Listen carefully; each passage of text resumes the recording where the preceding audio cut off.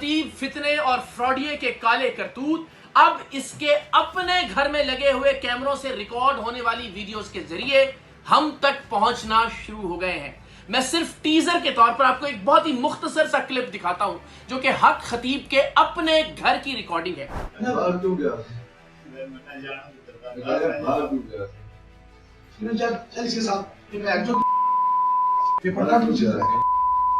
یہاں یہ کس شخص کو گندی اور ننگی گالیاں دے رہا ہے، اس سے پہلے اس نے کس لڑکی کو تشدد کا نشانہ بنایا اور یہ سارا معاملہ کیا تھا، یہ تفصیلات انشاءاللہ میں کلر سیدہ میں پاکستان کے ڈیجیٹل میڈیا اور پاکستان کے مین سٹریم میڈیا کے نمائندوں کے سامنے رکھوں گا اور یہ بتاؤں گا کہ کس طرح سے یہ بدبخت بھیڑیا، یہ درندہ عقیدت کے نام پر، مذہب کے نام پر، آستانوں کے نام پر، اسلام کا نام استعمال کرتے ہوئے معصوم لڑکیوں کا جنسی استحصال کر رہا ہے، کس طرح سے یہ خود بھی نشاور ادویات استعمال کرتا ہے اور کس طرح سے یہ خوف دلا کر، ڈرا دھمکا کر، عقیدت کا ناجائز استعمال کرتے ہوئے ان لڑکیوں، ان خواتین، ان معصوم بچیوں کو بھی نشے پر لگاتا ہے اور پھر ان کا استعمال کرتا ہے اور ان کا استحصال کرتا ہے۔ اس نے کس کس کو کہاں کہاں عملاً قید کر کے رکھا ہوا تھا اور رکھا ہوا ہے اور کس کس لڑکی پر اس نے بدترین تشدد کیا، کس کس لڑکی کو اس نے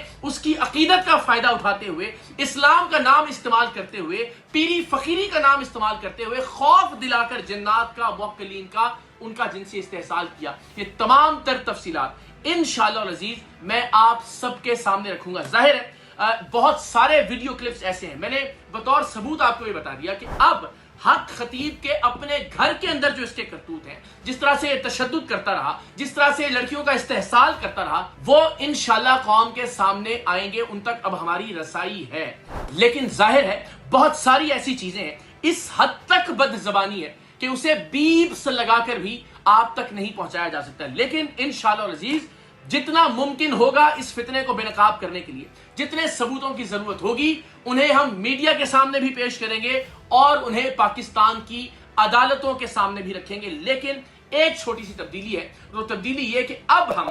24 مارچ بروز اتوار کلر سیدہ جائیں گے، اس لیے کہ 23 مارچ کو ہمیں یہ بتایا گیا کہ راولپنڈی میں ممکنہ طور پر 23 مارچ کی پریڈ کے پیش نظر موبائلز کے سگنلز کو بند کیا جا سکتا ہے، لہٰذا صحافیوں اور باقی تمام احباب کی سہولت کے پیش نظر ہم صرف ایک دن، میں 23 کو انشاءاللہ وہاں اس علاقے میں پہنچ جاؤں گا اپنے وعدے کے مطابق، لیکن انشاءاللہ العزیز 24 مارچ بروز اتوار دوپہر 12 بجے رباط کے مقام پر میں پاکستان کے ڈیجیٹل میڈیا کے تمام نمائندگان کو دعوت دیتا ہوں، میں پاکستان کے مین سٹریم میڈیا کے نمائندگان کو، اسائنمنٹ ایڈیٹرز کو اور بیورو چیفز کو بھی ریکویسٹ کرتا ہوں کہ وہ پلیز اپنی ڈی ایس این جیز، اپنے رپورٹرز، اپنے کیمراز بھجوائیں۔ یہ کسی بھی ایک ٹیلی ویژن چینل یا کسی بھی ایک صحافی یا کسی بھی ایک اینکر کا مسئلہ نہیں ہے، یہ پاکستان کا مسئلہ ہے، یہ دین اسلام کا معاملہ ہے، یہ ہماری آئندہ آنے والی نسلوں کی ٹریننگ اور تربیت کا معاملہ ہے کہ ہم انہیں بتائیں کہ اس طرح کے فتنے اسلام سے کوئی تعلق نہیں رکھتے،